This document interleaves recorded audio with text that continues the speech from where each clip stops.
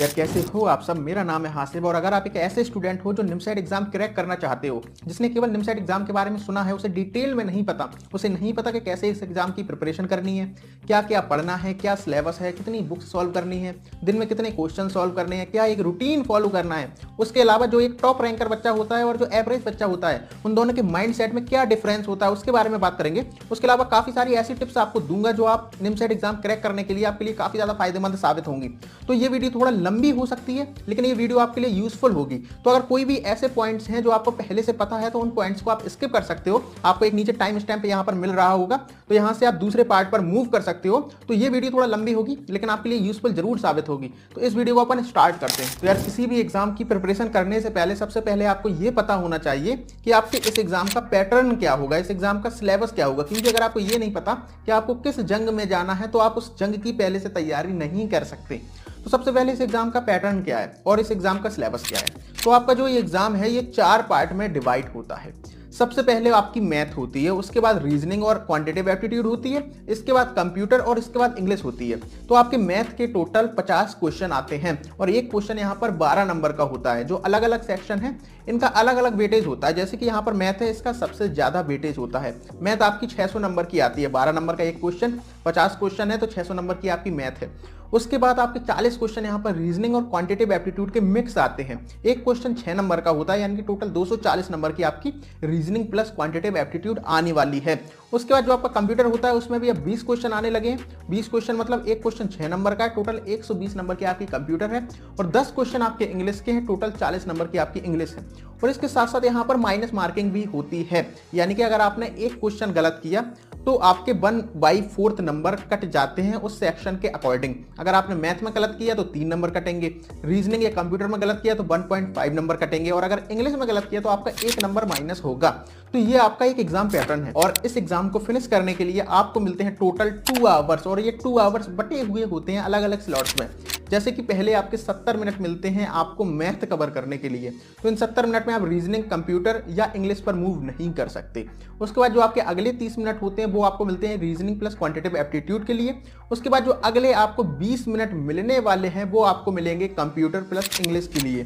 तो ये time slots बटे होते हैं और इन टाइम स्लॉट्स के अंदर जाकर ही आपको अपना अलग अलग पार्ट फिनिश करना होता है। अब ये तो हमने बात की सिलेबस की और एग्जाम पैटर्न की। अब आपको इस एग्जाम की प्रिपरेशन कैसे करनी है, तो आपके पास यहाँ पर 2 रास्ते होते हैं। सबसे पहला होता है आप किसी कोचिंग को ज्वाइन कर लो, या आपका दूसरा रास्ता होता है आप सेल्फ स्टडी करो। दोनों के बारे में एकदम डिटेल में बात करेंगे और उसके अलावा सेल्फ स्टडी कैसे करना है उस पर भी मैं आपको सारे कुछ एकदम डिटेल में बताऊंगा, जहां से आप फ्री में अपनी पूरी प्रिपरेशन कर सकते हो। ना आपको कहीं भटकने की जरूरत पड़ेगी, ना आपको कुछ खोजने की जरूरत पड़ेगी, क्योंकि मैंने सारा कुछ एक जगह इकट्ठा कर दिया है। तो सबसे पहले बात करते हैं हम कोचिंग की। तो यार कोचिंग 2 प्रकार की होती है आपके निमसेट एग्जाम की। एक होती है ऑफलाइन कोचिंग और दूसरी होती है ऑनलाइन कोचिंग। अब सबसे ज्यादा बेहतर कौन है उसके बारे में बाद में मूव करेंगे। सबसे पहले जान लेते हैं इन दोनों कोचिंग्स में होता क्या क्या है। जो आपकी ऑफलाइन कोचिंग होती है उसमें आपकी बेसिकली 1 या 2 क्लासें होती हैं रोज आपकी 1 क्लास होगी या 2 क्लास होगी। उसके बाद जो आपकी क्लास होगी उसमें आपको एक शीट मिलेगी, तो आपको वो शीट सॉल्व करना होती है और साथ में आपको एक बुक सॉल्व करना होती है। तो बुक्स के बारे में अभी थोड़ी देर में मैं आपको बताने वाला हूं। तो ये आपका ऑफलाइन कोचिंग का सीन है। ऑफलाइन के लिए आपको उस कोचिंग में जाकर पढ़ना होता है और जो आपकी ऑनलाइन कोचिंग है उसमें आप घर रहकर पढ़ते हो। दोनों में डिफरेंस केवल इतना सा है, जो आपका ऑफलाइन में होगा सेम आपका ऑनलाइन में होगा, पर यहाँ पर आप केवल अपने कंप्यूटर या मोबाइल के सामने बैठकर पढ़ रहे होते हो और ऑफलाइन में आप कोचिंग में जाकर बच्चों के बीच बैठकर पढ़ रहे होते हो। जो आपकी ऑफलाइन में क्लास होती है वो सेम टाइम पर आपको लाइव दिखाई जाती है आपके मोबाइल फोन पर या आपके लैपटॉप की वेबसाइट पर। तो ये डिफरेंस है ऑनलाइन में और ऑफलाइन में। और दोनों में से बेहतर कौन है, अगर मैंने एक्सपीरियंस किया है जब मैं इस एग्जाम की प्रिपरेशन कर रहा था, तो ऑफलाइन एक ज्यादा बेहतर ऑप्शन है। क्यों?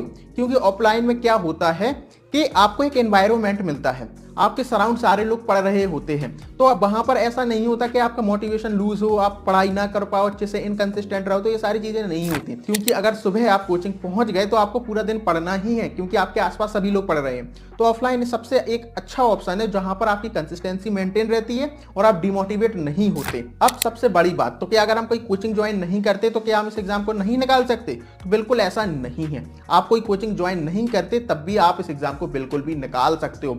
हर साल काफी सारे ऐसे बच्चे होते हैं जो सेल्फ स्टडी करके इस एग्जाम को क्रैक करते हैं। कैसे करना है उसके बारे में डिटेल में अभी हम बात करेंगे। तो अगर आप कोचिंग को अफोर्ड कर सकते हो तो आपको डेफिनेटली कोचिंग ज्वाइन करनी चाहिए, इससे अच्छा दूसरा ऑप्शन नहीं है।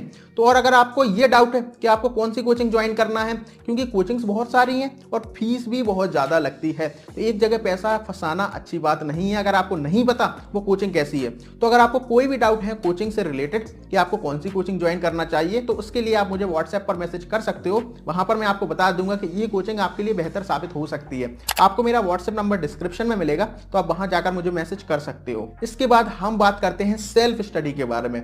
सेल्फ स्टडी करके कैसे आप टॉप 100 टॉप 50 रैंक ला सकते हो। तो यार वीडियो में आगे बढ़ने से पहले अगर आप एक ऐसे स्टूडेंट हो जो किसी कारणवश एक रेगुलर कॉलेज को ज्वाइन नहीं कर सकते, तो आप वही डिग्री ऑनलाइन कंप्लीट कर सकते हो। लेकिन जब ऑनलाइन की बात आती है तो काफी ज्यादा स्कैम्स की प्रॉब्लम भी बढ़ जाती है। इसलिए आज इस वीडियो में आपको एक ऐसे प्लेटफॉर्म के बारे में बताने वाला हूं जहां से आप अपने लिए एक बेस्ट यूनिवर्सिटी चूज कर सकते हो। उस प्लेटफॉर्म का नाम है कॉलेज विद्या। अब आपको कोई भी यूजी डिग्री करना हो, कोई भी पीजी डिग्री करना हो, आपको जस्ट थोड़ी सी डिटेल्स फिल करनी है।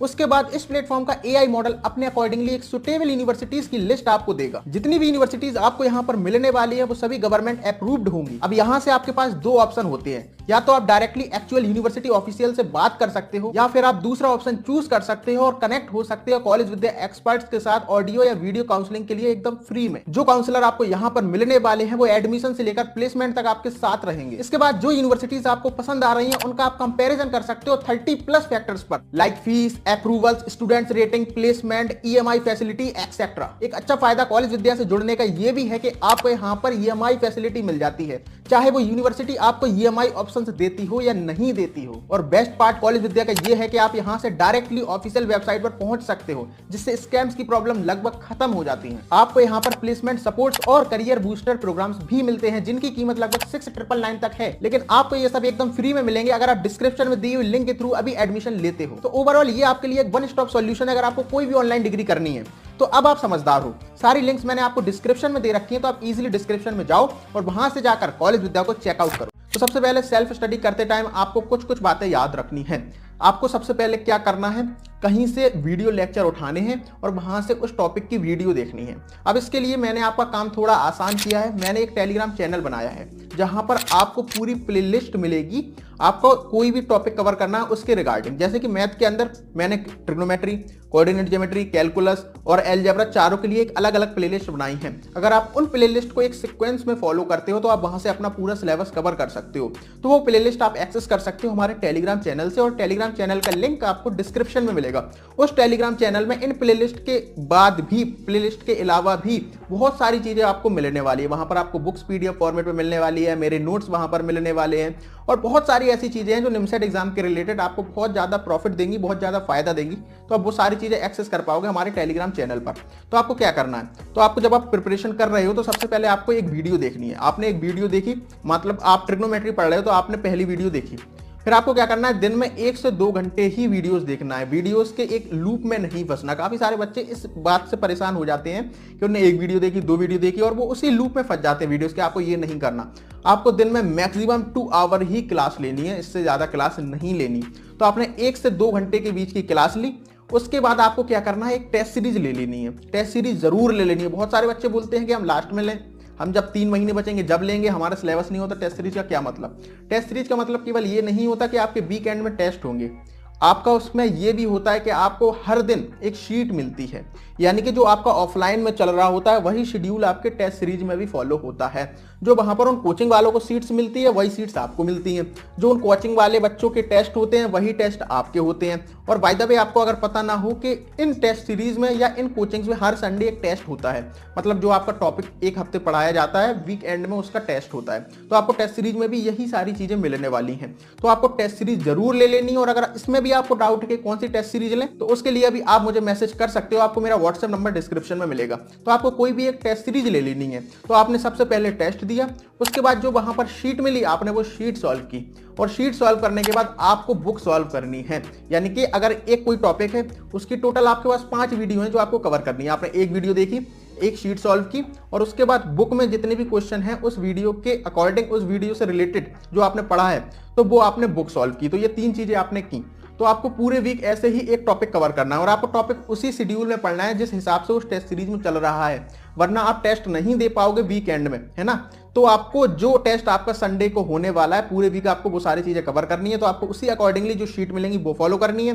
तो आपने सबसे पहले एक वीडियो लेक्चर देखा, एक शीट कवर की, आपको शीट नहीं छोड़ना, कोई भी शीट छूटना नहीं चाहिए। आपको टेस्ट सीरीज में जितनी भी शीट मिले आपको सारी ही कवर करनी है। उसके बाद आपको बुक की तरफ जाना है, तो फिर उसके बाद आप बुक की तरफ गए और आपको कोई भी एक बुक सॉल्व करनी है, 1000 बुक्स के पीछे नहीं भागना। और आपको कौन सी बुक सॉल्व करनी चाहिए, अगर आपको मैं पर्सनली बताऊं तो केवल ऐसा है कि 2 बुक्स हैं, एक है सेल्फ स्कोरर, दूसरी है अरिहंत। मैंने पर्सनली सेल्फ स्कोरर सॉल्व की थी, लेकिन अब आप अरिहंत भी कर सकते हो। दोनों में डिफरेंस इतना है कि मतलब क्वेश्चंस लगभग वही सेम होते हैं, लेकिन प्राइस में अगर देखा जाए तो सेल्फ स्कोरर का प्राइस अरिहंत के कंपेयर में थोड़ा ज्यादा है। और अरिहंत में सारी चीजें आपको मिल जाती हैं, आपको रीजनिंग भी मिल जाती है, यानी कि वो एमसीए के लिए कंप्लीट पैकेज है। तो आप अरिहंत को भी रेफर कर सकते हो। तो अगर मैं आपको एक शब्द में बताऊं कि आपको कौन सी बुक लेनी चाहिए, तो आप अरिहंत ले लो। डिस्क्रिप्शन में आपको लिंक मिलेगा, जहां से जाकर आप डायरेक्टली अरिहंत बुक को परचेज कर सकते हो। ज्यादा परेशान मत होना, सीधा अरिहंत बुक खरीद लेना। या इसके अलावा आपको बुक्स के बारे में डिटेल में जानना है, तो एक डिटेल्ड वीडियो मैंने बनाई है, वो वीडियो आप देख सकते हो, वो आपको अभी डिस्क्रिप्शन में उसका लिंक मिलेगा।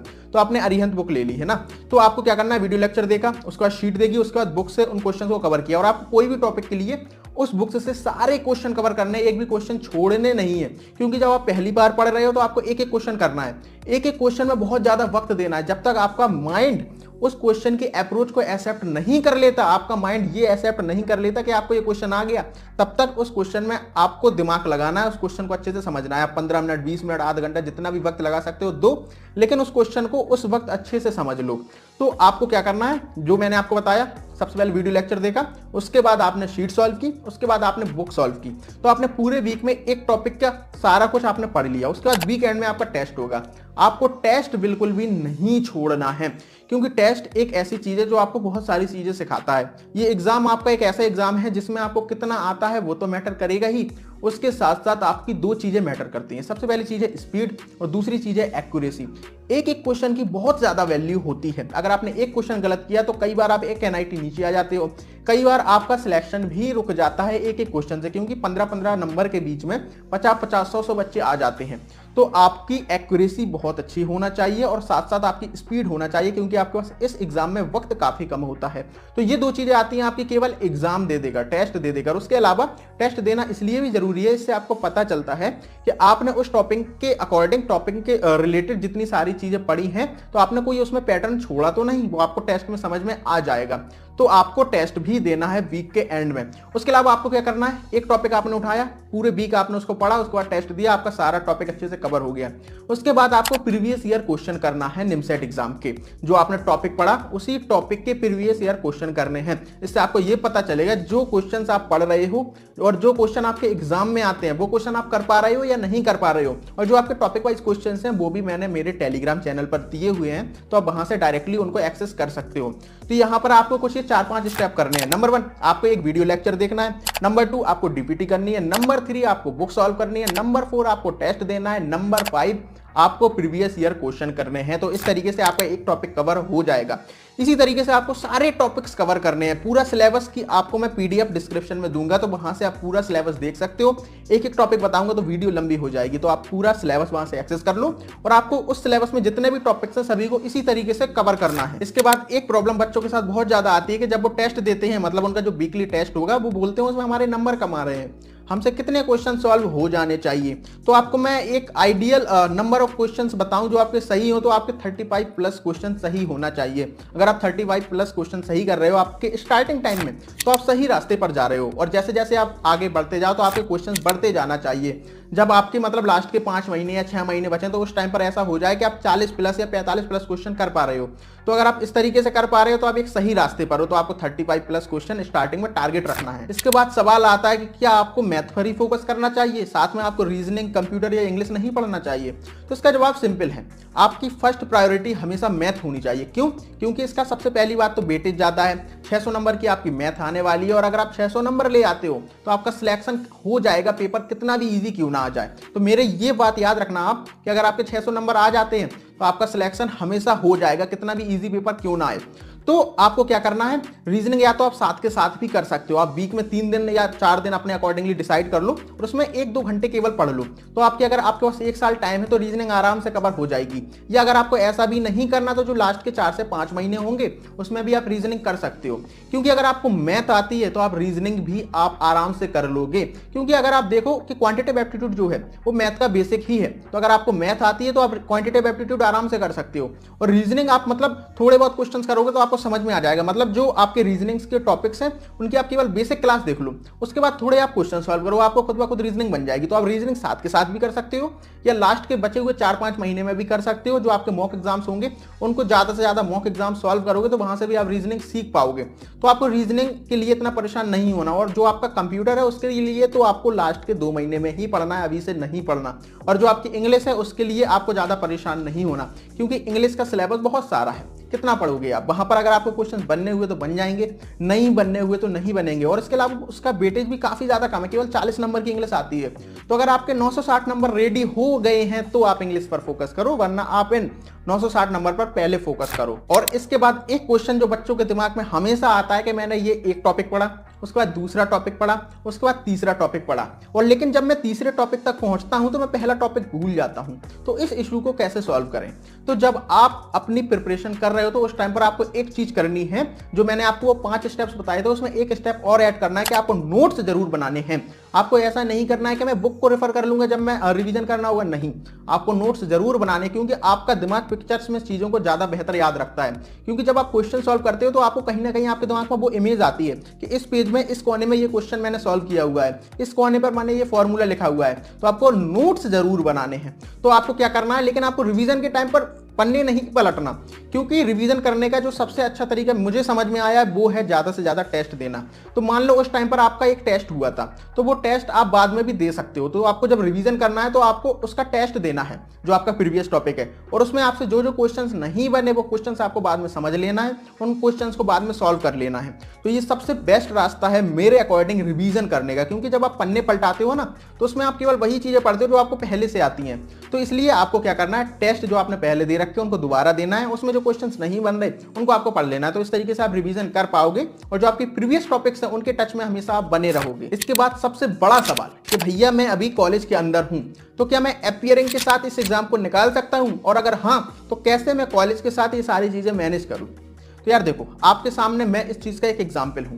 मैंने भी अपने कॉलेज के साथ इस एग्जाम को निकाला है, यानी कि मैंने कोई ड्रॉप नहीं लिया था। जब मेरा 3rd ईयर के कॉलेज भी चल रहा था उसी टाइम पर मैंने निमसेट एग्जाम क्रैक किया था। तो आप ईमानदारी से बताना कि आपके पास 4 से 5 घंटे नहीं होते? आपका जवाब होगा होते हैं, लेकिन मैं उस समय को वेस्ट कर देता हूं दोस्तों के साथ घूमने में या गेम खेलने में या कोई भी आपकी जो एक्टिविटीज हैं उसके अंदर फंसकर आप अपना टाइम वेस्ट कर देते हो। अगर आप कॉलेज भी जाते हो तो मान लो आप सुबह 9 बजे या 10 बजे कॉलेज गए, शाम को 4-5 बजे तो आप इजीली आराम से आ जाओगे। तो अगर आप 6 बजे से रात का 12 बजे तक का टाइम देखो तो टोटल 6 घंटे होते हैं, उसमें आपने 4 घंटे भी दे दिए तो आपके इस एग्जाम की प्रिपरेशन हो जाएगी अगर आप 1 साल तक ऐसा करते रहे। क्योंकि आपको 1 से 2 घंटा केवल वीडियो लेक्चर पर देना है और 1 से 2 घंटे प्रैक्टिस करनी है, इनफ है। इतना टाइम अगर आप 1 साल तक पूरे ऐसे देते रहे ना तो आपकी इस एग्जाम की प्रिपरेशन हो जाएगी। तो अगर आप ये बोलते हो कि मैं कॉलेज के साथ मैनेज नहीं कर पा रहा हूं तो ये आप अपने साथ बेईमानी कर रहे हो, अपने आप से झूठ बोल रहे हो। तो आपको ये नहीं करना है, क्योंकि जिंदगी आपको है, कहां से आपको वक्त निकालना है वो आपको ही पता है। तो आपकी जिंदगी को आपको अच्छा बनाना है या आप जिस कंडीशन में अभी हो उसी कंडीशन में रहना है, वो चॉइस आपकी है। तो इसलिए आप इस चीज को चूज करो और वक्त निकालो उन जगह से जहां पर आप टाइम वेस्ट कर रहे हो। तो आप इस एग्जाम की प्रिपरेशन कॉलेज के साथ आराम से कर सकते हो। इसके बाद काफी सारे बच्चे पूछते हैं कि भैया हमें कितने वक्त के अंदर हमारा सिलेबस कंप्लीट करना है। तो यार देखो, इसका आंसर एकदम सिंपल है। जब आप पहली बार किसी टॉपिक को पढ़ रहे हो तो उसमें आपको ज्यादा से ज्यादा वक्त देना है। जब तक एक क्वेश्चन के सॉल्यूशन से आपका दिमाग सेटिस्फाई नहीं हो जाता तब तक आपको उस क्वेश्चन को समझते रहना है, चाहे उसके लिए आपको आधे घंटा लग जाए या 1 घंटा लग जाए। क्योंकि एक बार आपके कॉन्सेप्ट क्लियर हो गए तो आप उस टॉपिक के जो एडवांस क्वेश्चन होते हैं उनको आराम से कर पाओगे। और अगर आप 5 महीने 6 महीने बाद भी उस टॉपिक पर लौटोगे तो आपको वो क्वेश्चन का सॉल्यूशन बन जाएगा। तो इसलिए केवल आंसर आ गया तो आगे नहीं बढ़ना, आपको उसके सॉल्यूशन को अच्छे तरीके से समझना है, उसके कॉन्सेप्ट को अच्छे तरीके से समझना है। तो अगर देखा जाए तो 9 से 10 महीने में आप आराम से सिलेबस कवर कर सकते हो। तो आपके पास अगर 1 साल है तो 9 से 10 महीने में सिलेबस कवर करो और लास्ट के 2 से 3 महीने केवल टेस्ट दो, ज्यादा से ज्यादा मॉक एग्जाम्स दो और रिवीजन करो। तो इस तरीके से आप आराम से 9 से 10 महीने में सिलेबस अपना कवर कर सकते हो। इसके बाद जो अगला सवाल है वो बहुत सारे बच्चे मुझसे पूछते ही रहते हैं कि भैया हम एनसीईआरटी बुक पहले सॉल्व कर लें, जो आपकी 10th 12th की 11th 12th की आर.डी. शर्मा है वो सॉल्व कर लें, या सीधे अरिहंत पर मूव करें। तो इसका जवाब भी एकदम स्ट्रेट फॉरवर्ड है। अगर आपके बेसिक्स क्लियर नहीं है तो आपको एनसीईआरटी करने की जरूरत है, या 11th 12th की आर.डी. शर्मा करने की जरूरत है। लेकिन अगर आपके बेसिक्स क्लियर है, यानी कि आपने 10th तक 12th तक अच्छे से मैथ पढ़ी है, आपके बेसिक्स क्लियर है, तो आप डायरेक्टली अरिहंत या सेल्फ स्कोरर पर मूव कर सकते हो। जैसा कि मैं आपको मेरा एग्जांपल दूं, मैंने क्या किया, सारे बच्चे आर.डी. शर्मा सॉल्व कर रहे थे, कुछ बच्चे एनसीईआरटी सॉल्व कर रहे थे, तो मैंने भी वो बुक्स परचेस कर ली। लेकिन जब मैंने उनको सॉल्व करना स्टार्ट किया तो मुझे समझ में आया ये सारे क्वेश्चन तो मुझे आते हैं, तो मैं डायरेक्टली फिर मैंने क्या किया, मैंने केवल सेल्फ स्कोरर सॉल्व की। तो इसलिए ये आप पे डिपेंड करता है। अगर आपके बेसिक्स क्लियर ठीक नहीं है तो सबसे पहले आप एनसीईआरटी करो, या आर.डी. शर्मा 11th 12th की और 10th की आर.डी. शर्मा कर लो सब्जेक्टिव बुक। उसके बाद आप ऑब्जेक्टिव पर मूव करो, यानी कि आपने सबसे पहले टॉपिक पढ़ा, टॉपिक पढ़ने के बाद आपने आर.डी. शर्मा की 10th की 11th की या 12th की जिसमें भी टॉपिक है, उसके बाद आपने ऑब्जेक्टिव बुक सॉल्व की, अरिहंत या सेल्फ स्कोरर। तो इस तरीके से आप कर सकते हो अपने अकॉर्डिंगली। इसके बाद सबसे बड़ा क्वेश्चन कि भैया जो टॉप रैंकर्स बच्चे होते हैं और जो एवरेज बच्चे होते हैं उन दोनों के बीच में क्या डिफरेंस होता है। तो उनके बीच में एक ही डिफरेंस होता है, वो है उनके माइंड सेट का डिफरेंस। एक जो टॉपर बच्चा होता है उसके दिमाग में हमेशा ये चीज होती है कि जो उसका संडे का टेस्ट होगा उसमें उसको टॉप करना है। वहां पर अगर उसकी 2nd या 3rd रैंक भी आती है तब भी वो सेटिस्फाई नहीं होता अपने परफॉर्मेंस से, क्योंकि वो चाहता है उसकी हमेशा फर्स्ट रैंक आए। और उसके लिए वो सिंपल सी चीजें फॉलो करता है कि उसका ये होता है कि अगर वो ये टेस्ट दे रहा है और इस टेस्ट में उसने जो क्वेश्चंस पढ़ रखे हैं तो वो उससे सारे क्वेश्चंस बन जाने चाहिए। अगर उसने कोई पार्ट उस टॉपिक का नहीं पढ़ा तो फिर वो नहीं सोचता कि उससे ये क्वेश्चन नहीं हुए, लेकिन अगर उसने पढ़ रखा है तो उसको वो सारे क्वेश्चन करना ही है। तो अगर आपको जितने क्वेश्चंस आते हैं अगर आप वो सब सही सॉल्व कर पा रहे हो तो आप हमेशा एक टॉप रैंकर बच्चे बनने की रास्ते में ही हो। और इसके अलावा एक पॉइंट और होता है, वो ये है कि जो एक टॉप रैंकर बच्चा होता है वो एंजॉय करता है, चाहे आपकी मैथ हो या रीजनिंग। तो अगर आप मैथ या रीजनिंग को एंजॉय नहीं कर रहे हो, मैथ सॉल्व करने को एंजॉय नहीं कर रहे हो, तब तक आप इस एग्जाम में टॉप नहीं कर सकते। आप सिलेक्शन जरूर ले सकते हो, लेकिन अगर आपको टॉपर बनना है तो आपको एंजॉय करना पड़ेगा मैथ को या रीजनिंग को, और ज्यादा से ज्यादा क्वेश्चन सॉल्व करने पड़ेंगे। यही एक रास्ता है टॉपर बनने का। कोई शॉर्टकट नहीं होता। मैं आपको कोई एक ऐसा मंत्र नहीं दे सकता जो मैंने आपको यहां पर दे दिया और आप जाकर टॉप कर लोगे। आपको उसके लिए मेहनत ही करनी पड़ेगी। एक टॉपर बच्चा बहुत सारे क्वेश्चन सॉल्व करता है, एक एक टॉपिक के अंदर उस बुक को वो बार बार सॉल्व करता है, ज्यादा से ज्यादा टेस्ट देता है, ज्यादा से ज्यादा डीपीटी सॉल्व करता है। तो आपको मेहनत करनी पड़ेगी। कोई सॉल्यूशन नहीं है, कोई शॉर्टकट नहीं है। लेकिन अब बात आती है कि आपको टॉपर बनना जरूरी है। मैं कहूंगा नहीं। अगर आप टॉप के 5 NITs है उनके अंदर पहुंच जाते हो तो आपको लगभग सेम ही अपॉर्चुनिटीज मिलती हैं आपके प्लेसमेंट के लिए, और आपका टारगेट प्लेसमेंट ही है। आपका टारगेट ये नहीं है कि मैं पहली रैंक ले आऊंगा, 2nd रैंक ले आऊं। मतलब बच्चों के दिमाग में ये चीज होती है। जब मैं अब इस चीज को ऐसे देखता हूं ना कि पहले मैं ये सोचता था कि मेरी हमेशा टॉप 10 में रैंक आ जाए, लेकिन ऐसा आपको नहीं सोचना, क्योंकि आपका गोल जिंदगी में जीतना है, ना कि एक एग्जाम में। तो अगर आप टॉप के 4-5 NITs में से कहीं भी पहुंच जाते हो तो आपको लगभग सेम अपॉर्चुनिटीज मिलेंगी। 1-2 कंपनी इस कॉलेज में ज्यादा आ जाएंगी, 1-2 कंपनी इस कॉलेज में कम आ जाएंगी। लेकिन अगर आपने NITs में जाकर अच्छे से मेहनत कर ली तो आप सेम प्लेसमेंट लेकर जाओगे जो एक मतलब ज्यादा बड़े NITs के अंदर बच्चे लेकर जाते हैं। क्योंकि NIT तिरछी के अंदर भी ऐसा होगा कि कुछ बच्चे 6 लाख का पैकेज लेके जाएंगे, और जो आपका NIT इलाहाबाद है उसमें भी कुछ बच्चे ऐसे होंगे जो 30 लाख 35 लाख का पैकेज लेकर जाएंगे। तो सभी NITs में आपको अपॉर्चुनिटीज मिलती हैं, मेहनत आपको खुद ही करनी है। तो आपका गोल हमेशा ये नहीं होना चाहिए कि मुझे टॉप करना है, आपका गोल ये होना चाहिए कि मेरा सिलेक्शन हो जाए, मैं एक बार NITs पहुंच जाऊं। तो वहां पर आपको लगभग सेम अपॉर्चुनिटीज ही मिलेंगी। तो मुझे उम्मीद है अब आपको समझ में आ गया होगा कि कैसे आपको निमसेट एग्जाम की प्रिपरेशन करनी है। एक एक चीज मैंने आपके साथ यहाँ डिटेल में डिस्कस की है। उसके अलावा हमारे कुछ व्हाट्सएप ग्रुप्स हैं जिनको आप ज्वाइन कर सकते हो और जहां पर जाकर आप क्वेश्चंस डिस्कस कर सकते हो। यानी कि हमारे पास 2 टाइप के ग्रुप्स हैं। एक ग्रुप्स ऐसे है जहां पर आप कोई भी रैंडम बात कर सकते हो आपके एग्जाम से रिलेटेड, और एक ग्रुप्स ऐसे हैं जहां पर आप केवल बुक के क्वेश्चन डिस्कस करते हो। यानी कि जैसे कि डाउटनेट पर होता है कि आपको क्वेश्चन का सॉल्यूशन मिलता है, यहां पर आप खुद एक दूसरे के क्वेश्चन को सॉल्व कर रहे होते। मतलब आपको कोई क्वेश्चन नहीं बना, आपने वो क्वेश्चन भेज दिया, दूसरा बंदा उसे सॉल्व करेगा, या उससे नहीं बना उसने भेज दिया, बाकी वहां पर कोई भी बात नहीं होती। तो अगर आप वो चाहो तो वो ग्रुप्स ज्वाइन कर सकते हो, आपको डिस्क्रिप्शन में उनका लिंक मिलेगा। तो मुझे उम्मीद है ये वीडियो आपके लिए इंफॉर्मेटिव रही होगी। ये वीडियो देखने के बाद आपके दिमाग से सारे डाउट क्लियर हो गए होंगे निमसेट एग्जाम के रोड मैप को लेकर। तो अगर आपको ये वीडियो इंफॉर्मेटिव लगी तो यार वीडियो को लाइक करना। इसके बाद आपको कौन सी नेक्स्ट वीडियो चाहिए वो हमें कमेंट में जरूर बताना। हम ट्राई करेंगे जल्द से जल्द वो वीडियो बनाने का। और अगर आप निमसेट एग्जाम की प्रिपरेशन कर रहे हो या कहीं से भी MCA या BCA कर रहे हो तो ये चैनल आपकी बहुत ज्यादा हेल्प करेगा। तो इस चैनल को भी सब्सक्राइब कर लेना। हम आपसे मिलेंगे किसी और वीडियो में, जब तक के लिए अपना ख्याल रखना। बाय।